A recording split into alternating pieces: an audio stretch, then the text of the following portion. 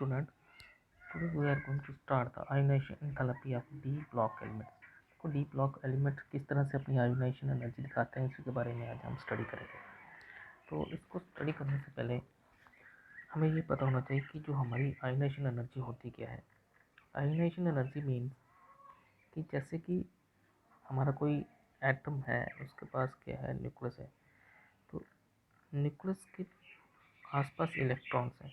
तो इलेक्ट्रॉन्स को बाहर निकालने के लिए जो हम एनर्जी क्या करते हैं, देते हैं इलेक्ट्रॉन को, जिससे इलेक्ट्रॉन बाहर आ जाए, तो उसी एनर्जी को हम क्या बोलते हैं, आयोनाइजेशन एनर्जी बोलते हैं। ठीक है, तो ये आयोनाइजेशन एनर्जी है कि किस तरह से पीरियोडिक टेबल में किस तरह से ये ट्रेंड करती है, उसी को हम पहले समझ लेते हैं। तो सबसे पहले यहाँ पे क्या दिया है, द आयोनाइजेशन एनर्जी किसके, डी ब्लॉक। यहाँ पे लिखा है the first ionisation energy of the D block element lie between the S block and p block elements. They are the higher than those of the s block and are lesser than those of the p block. बोल रहे हैं कि जो हमारे जो D block elements हैं, इनकी जो ionisation energy, first ionisation energy अगर हम देखें कि, तो अगर हम पीरियोडिक टेबल को देखें तो इस तरह से हमारा पीरियोडिक टेबल होगा कि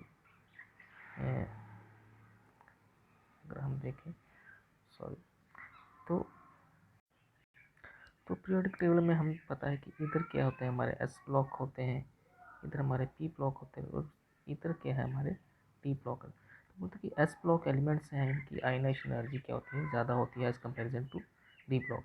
और पी ब्लॉक की जो आयोनाइजेशन एनर्जी है वो क्या होती है, उनमें कम होती है as comparison to D block element. ये बोल रहे हैं जो हम यहाँ पर। ठीक है, the ionisation enthalpy gradually increase with the atomic number along the given transition series. अब ये बोलते हैं कि जो हमारी आयोनाइजेशन एनर्जी है, या आयोनाइजेशन एनर्जी है, वो क्या करती है, अगर हम पीरियड में देखें, पीरियड में चलते हैं, अगर हम लेफ्ट से राइट की तरफ चलते हैं, तो हमारी आयोनाइजेशन एनर्जी है, आयोनाइजेशन एनर्जी वो क्या करती है, इन्वर्सली प्रोपोर्शन टू किसके, एटॉमिक रेडियस के। ये आपको याद रखना है कि जैसे जैसे हमारा क्या करते हैं, हम लेफ्ट से राइट की तरफ चलते हैं पीरियोडिक टेबल में, तो हमारी क्या होती है, आयोनाइजेशन एनर्जी बढ़ती है, और हमारा जो एटॉमिक साइज होता है, ठीक है, एलिमेंट्स के जो एटम्स का एटॉमिक साइज होता है, एटॉमिक रेडियस, वो डिक्रीज होता है। ठीक है, अब वो डिक्रीज क्यों होता है, due to effective nuclear charge. ठीक है, due to effective nuclear charge, atomic radius छोटा होता है। छोटा एटॉमिक रेडियस होने की वजह से जो इलेक्ट्रॉन होते हैं वो बहुत ही नज़दीक होते हैं, और उन इलेक्ट्रॉन को उनकी ऑर्बिट से निकालना क्या होता है, बहुत मुश्किल होता है। तो उसके लिए हमें ज़्यादा आयोनाइजेशन एनर्जी देनी पड़ती है। तो इसलिए जितना छोटा क्या होगा, एटॉमिक रेडियस होगा, उतना ही ज़्यादा हमें क्या देनी पड़ेगी, आयोनाइजेशन एनर्जी देनी पड़ेगी। तो ये बोलते हैं जब हम लेफ्ट से राइट की तरफ जाते हैं तो एटॉमिक रेडियस छोटा होता जाता है और हमें आयोनाइजेशन एनर्जी ज़्यादा देना पड़ती है। ये है एक जनरल ट्रेंड है, ठीक है, जो कि हमारे एटॉमिक रेडियस के छोटे होने से होता है। तो क्या हुआ कि हमारा जो एटॉमिक रेडियस है, ठीक है, एटॉमिक रेडियस जैसे जैसे बढ़ेगा तो हमारी आयोनाइजेशन एनर्जी क्या होती है, वैसे वैसे कम होगी। ठीक है, एरो से हम दिखा रहे हैं। अब कम क्यों होगी, due to effective nuclear charge, ये आपको याद रखना। अब बोलते कि ये द ट्रेंड है इज नॉट सो रेगुलर। ये जो ट्रेंड है कि आयोनाइजेशन एनर्जी बढ़ती जाती है फ्रॉम लेफ्ट टू राइट, ये ट्रेंड इज नॉट रेगुलर। ये ट्रेंड रेगुलर नहीं है। ठीक है, इसको हम देखते हैं। देखो यहाँ पे लिखा है the some irregularity are observed.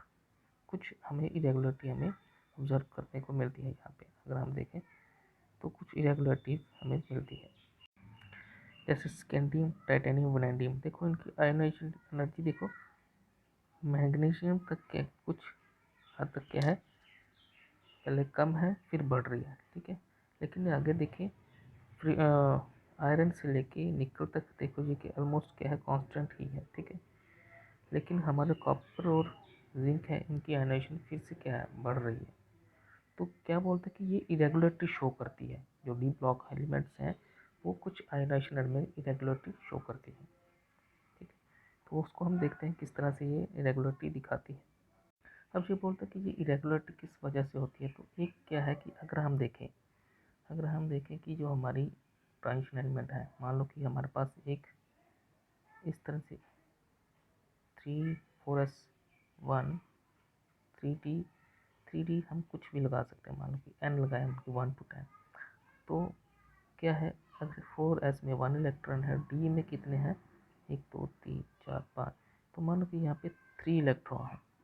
तो बोलता क्या होता कि जब हमने क्या किया, यहाँ से अगर 4s1 एक इलेक्ट्रॉन पहले से निकल गया s ऑर्बिट से, तो ये जो एक इलेक्ट्रॉन है वो क्या करता है, जो हमारी s और d ऑर्बिटल के बीच क्लोज, बहुत एक दूसरे के क्लोज होती है, तो इनके बीच क्या होता है, एक्सचेंज होता रहता है किसका, इलेक्ट्रॉन का। ये इलेक्ट्रॉन s से निकल के कभी d में आ जाएगा, फर्स्ट में x मान लो, ठीक है फर्स्ट, फिर ये इलेक्ट्रॉन इधर भी आ जाता है, या फिर ये इलेक्ट्रॉन इधर चला जाएगा, या फिर ये s वाला इलेक्ट्रॉन इधर भी आए, तो यहाँ पे एक्सचेंज ऑफ इलेक्ट्रॉन होता है। तो एक्सचेंज ऑफ इलेक्ट्रॉन की वजह से क्या होता है, एक्सचेंज ऑफ इलेक्ट्रॉन की वजह से हमारी एक जो एनर्जी बनती है उसको हम क्या बोलते हैं, रीऑर्गेनाइजेशन, ठीक है, एनर्जी बोल सकते हैं। तो रीऑर्गेनाइजेशन और हमारी क्या है, आयोनाइजेशन एनर्जी, ये दोनों क्या होती है, इंक्रीज हो जाती है, दोनों बढ़ जाती हैं due to exchange of electron. अगर हमारी आयोनाइजेशन एनर्जी क्या होगी, बढ़ जाएगी, तो हमारी जो एक्सचेंज एनर्जी या रीऑर्गेनाइजेशन एनर्जी जो ट्रेंड है, ये भी क्या होती है, बढ़ जाती है। अगर ये कम होगी आयोनाइजेशन एनर्जी, तो हमारी जो जो एक्सचेंज एनर्जी या रीऑर्गेनाइजेशन, ये भी क्या हो जाती है, कम हो जाती है। तो इसकी वजह से कुछ इरेगुलरिटी हमें क्या देखने को मिलती है, कहाँ पे, हमारे ट्रांजिशन एलिमेंट में। हम कुछ एग्जांपल लेते हैं, जैसे हम जिंक की एग्जांपल लेते हैं। देखो जिंक है Zn, ठीक है। अब जिंक अगर हम इसका क्या देखें, एटॉमिक रेडियस देखें, ठीक है, इसका एटॉमिक रेडियस क्या है, ज़्यादा है, ठीक है। अभी हमने देखा अगर इसका एटॉमिक रेडियस ज़्यादा है, तो इसका मतलब कि इसकी आयोनाइजेशन एनर्जी क्या होनी चाहिए, कम होनी चाहिए, ठीक है। जिंक का एटॉमिक रेडियस ज़्यादा है, ठीक है, तो उसका आयोनाइजेशन एनर्जी क्या होनी चाहिए, कम होनी चाहिए, लेकिन इसकी आयोनाइजेशन एनर्जी क्या है, ज़्यादा है। अब ये रीज़न क्या है, हमें पता है कि जिंक की जो इलेक्ट्रॉनिक कॉन्फ़िगरेशन है 4s2 3d10 है, ठीक है। तो ये बोलते हैं कि जिंक का जो एटॉमिक रेडियस ज़्यादा है, तो इसी वजह से क्या होना चाहिए, आयनाइजेशन एनर्जी इसकी कम होनी चाहिए। लेकिन ये क्या है, इसका उल्टा है कि जिंक का जो एटॉमिक रेडियस है वो ज़्यादा तो है, लेकिन उसकी आयनाइजेशन एनर्जी हमें वो भी ज़्यादा दिख रही है, ठीक है।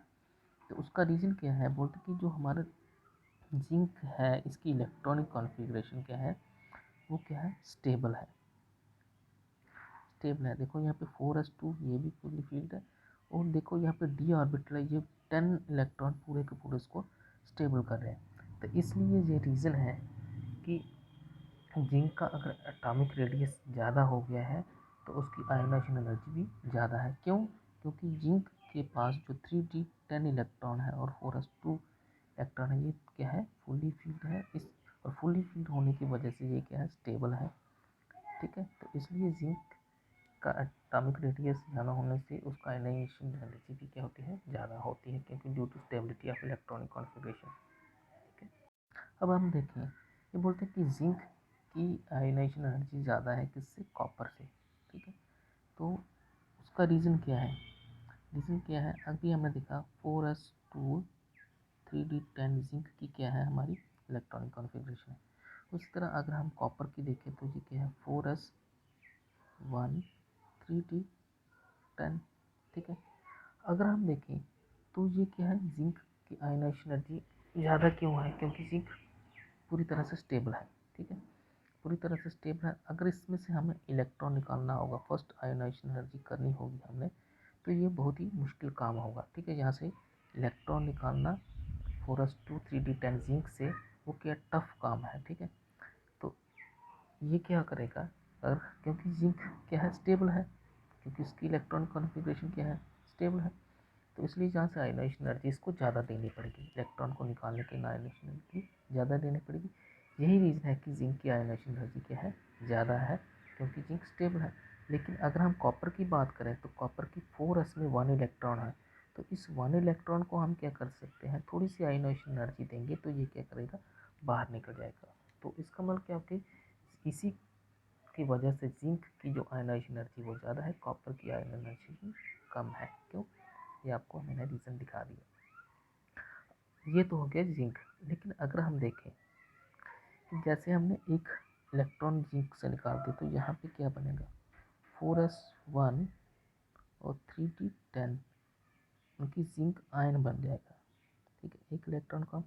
और अगर हम कॉपर की बात करें, कॉपर को देखें तो अगर यहाँ से एक इलेक्ट्रॉन निकाल दे तो यहाँ पे इसकी क्या हो जाएगी, 4s में कुछ नहीं रहेगा, 3d10, 3d10 हो गया। अब देखो कॉपर आयन में से भी एक निकाल दिया, जिंक में भी निकाल दिया एक। अब देखो जो हमारा जिंक है इसके पास एक इलेक्ट्रॉन है और कॉपर के s ऑर्बिट में कोई भी इलेक्ट्रॉन नहीं। इसका मतलब कि कॉपर आयन है ये क्या हो गया, ज़्यादा स्टेबल हो गया, लेकिन जिंक आयन क्या हो गया, कम स्टेबल हो गया। तो हमने देखा कि जिंक आयन अब क्या है, जिंक आयन क्या है, अनस्टेबल हो गया, और जो हमारा कॉपर आयन है वो ज़्यादा स्टेबल। अब क्या है, देखो कॉपर आयन है ये स्टेबल है, तो इसका मतलब कि कॉपर को हमारी आयनाइजेशन एनर्जी अब ज़्यादा देनी पड़ेगी अगर हमने सेकंड आयनाइजेशन एनर्जी करनी। तो इसलिए कॉपर का क्या है, इसकी जो इलेक्ट्रॉन कॉन्फ़िगरेशन देखें तो ये 10 इलेक्ट्रॉन है और s इलेक्ट्रॉन में 0 है, s ऑर्बिटल में। जिंक आयन में s ऑर्बिटल में एक इलेक्ट्रॉन है जिसको कि हम आसानी से बाहर निकाल सकते हैं इस, क्योंकि ये स्टेबल अनस्टेबल है। ठीक है, तो इसलिए जिंक आयन को कम आयनाइजेशन एनर्जी देनी पड़ेगी as comparison to copper ion. क्यों, क्योंकि ड्यू टू जो अनस्टेबिलिटी कहाँ पे क्रिएट हुई है, जिंक में, जिंक इलेक्ट्रॉनिक कॉन्फ़िगरेशन में, और स्टेबिलिटी कहाँ पे क्रिएट होगी, किस आयन में, कॉपर आयन में। ठीक है, 3d10 है और 4d 0 है, तो इसलिए क्या है, कॉपर आयन को हमें ज़्यादा एनर्जी देने पड़ती है, आयनाइजेशन एनर्जी।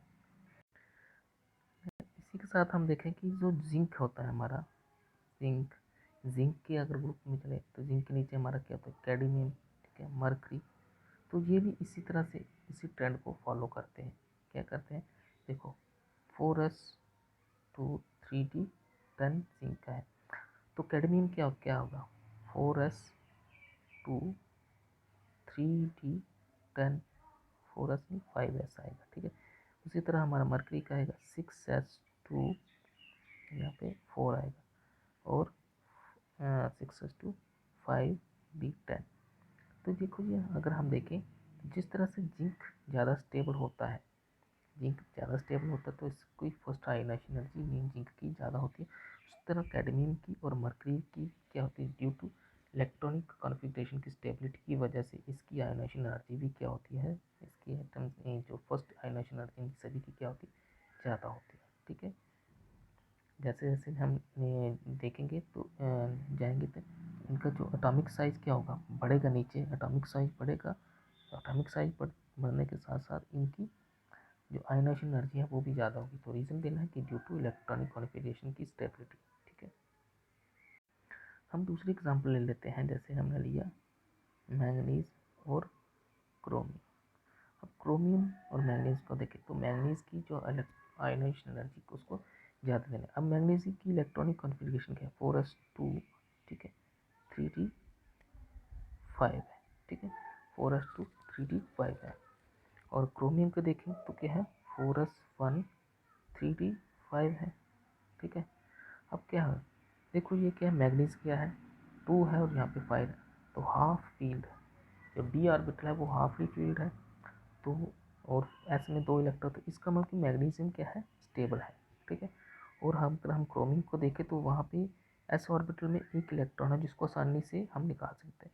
तो ये क्या है, थोड़ी सी अनस्टेबल है, ये अनस्टेबल है और ये स्टेबल है। तो इसलिए हमें स्टेबल वाले को क्या करना पड़ेगा, इसको आयनाइजेशन एनर्जी हमारी क्या देनी पड़ेगी, ज़्यादा, और इसको आयनाइजेशन एनर्जी क्या देनी पड़ेगी, कम देनी पड़ेगी, लेस देनी पड़ेगी। ठीक है, तो जैसे हम दोनों को आयनाइजेशन एनर्जी देंगे तो ये किस में चेंज होगी, यहाँ से भी एक इलेक्ट्रॉन निकल के यहाँ से भी एक इलेक्ट्रॉन, तो ये किस में, आयन में चेंज हो जाएंगे। तो जैसे ये आयन में चेंज हो जाएंगे तो हमारा मैंगनीज और क्या बन जाएगा, क्रोमियम आयन बन जाएगा। ठीक है, अब देखो यहाँ पे इलेक्ट्रॉनिक कॉन्फ़िगरेशन क्या हो जाएगी, 4s क्या हो जाएगी यहाँ पे 4s 0 3d5, और यहाँ पे क्या है, यहाँ पे हो जाएगी हमारी 3d5 हो जाएगी। ठीक है, अब देखो 3d5 क्या होगी, ज़्यादा स्टेबल होगी, लेकिन यहाँ से क्या हो गया, सॉरी हमने पीछे मैग्नीशियम का वहाँ पे 2 इलेक्ट्रॉन थे, ठीक है, एक निकाला तो यहाँ पे एक बचा है, ठीक है, उसको ध्यान से देख लेना। तो जब एक इलेक्ट्रॉन बच गया यहाँ पे, तो इसको एक को, ये क्या है, ये अनस्टेबल है, तो इसको निकालना क्या हो जाएगा, मुश्किल होगा।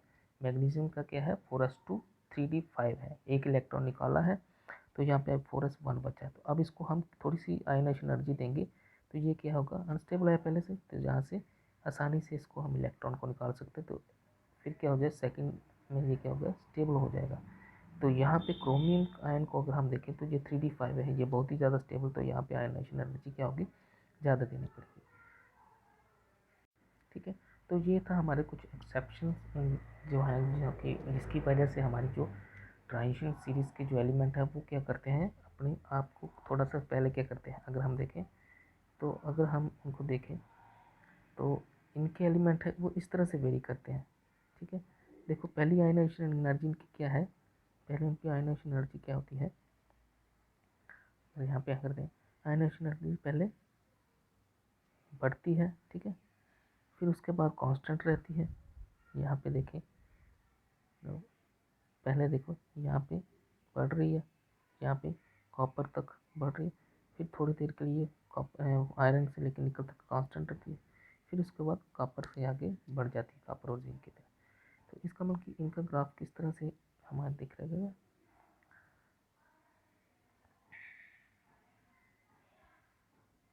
तो ये कुछ इसी ट्रेंड से जो जो हमारे ग्राफ में दिखाया गया है, ये थर्ड सीरीज़ है, 4 सीरीज़ और 5D सीरीज़ को दिखाया गया है। तो देख सकते हैं आप कि इस तरह से इनकी आयनाइजेशन एनर्जी क्या करती है, वेरी करती है। अब लास्ट में हम ये देखते हैं कि जो हमारी 5D सीरीज़ होती है, जो आपको याद है 5D सीरीज़ होती है, ठीक है, डी ब्लॉक की, ठीक है, डी ब्लॉक 5D सीरीज़ के डी ब्लॉक के जो एलिमेंट्स हैं, ठीक है, इनके एलिमेंट हैं, इनकी आयनाइजेशन एनर्जी हमेशा ज़्यादा होती है इसके कंपैरिजन से 3D एंड 4D एलिमेंट के, 3D, ठीक है, एज कंपेरिजन टू 5D की जो इलेक्ट्रॉनिक आयनाइजेशन एनर्जी हमेशा ज़्यादा होती है किसके कंपैरिजन से, 3D एंड 4D। तो ये था आज का हमारा topic. Thank you, have a good day.